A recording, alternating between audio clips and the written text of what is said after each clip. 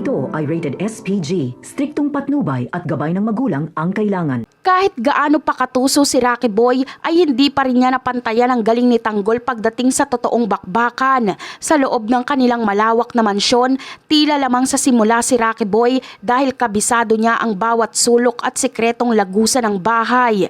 Paulit-ulit niyang nalulusutan si Tanggol dahil sa dami ng mga mapagtataguan at lilikuan niya.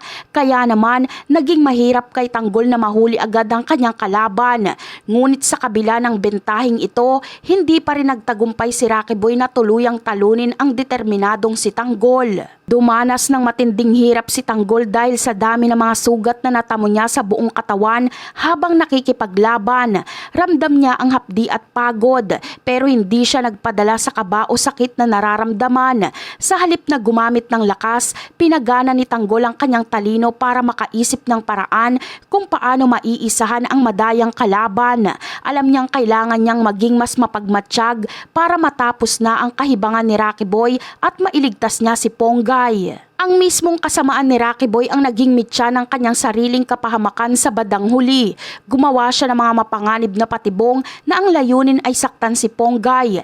Ngunit hindi niya akalain na siya ang mabibiktima ng sarili niyang gawa. Sa gitna ng kanilang huling pagharap, nagawa ni Tanggol na itulak si Rocky Boy patungo sa direksyon ng matutulis na bakal.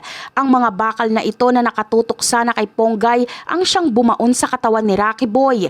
Kaya siya ang dumanas ng hapdi na dapat ay para sa iba. Dahil sa bilis ng isip at lakas ni Tanggol, matagumpay niyang nailigtas si Ponggay mula sa tiyak na kapahamakan. Wala nang nagawa si Rocky Boy kundi tanggapin ang kanyang pagkatalo habang iniwan siyang walang malay ng dalawa. Tiniyak muna ni Tanggol na ligtas ang kanyang kasama bago sila tuluyang lumayo sa lugar na naging saksi ng kanilang madugong labanan.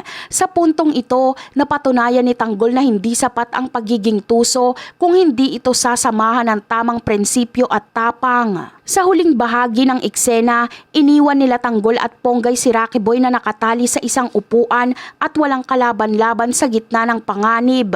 Habang mabilis silang lumalayo sa mansyon, unti-unti nang nilalamo ng malaking apoy ang buong mansyon nila Rocky Boy.